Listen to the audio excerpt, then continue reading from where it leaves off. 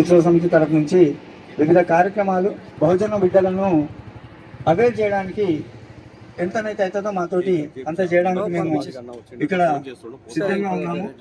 దాని ద్వారా బస్తీలలో కూడా ఈ కార్యక్రమం జరపాలని కోరుకుంటూ, ఎందుకంటే మన చరిత్ర మనకు తెలియని రోజులు మనల్ని ఈ ప్రతి ఒక్కరు క్షీణంగానే చూస్తుంటారు. కాబట్టి మన చరిత్ర తెలుసుకోవాలంటే మన మహనీయులు మనకి ఏం చేసారో తెలియాలి. ఆ మహనీయుల ముఖ్యంగా ఆ మహనీయుల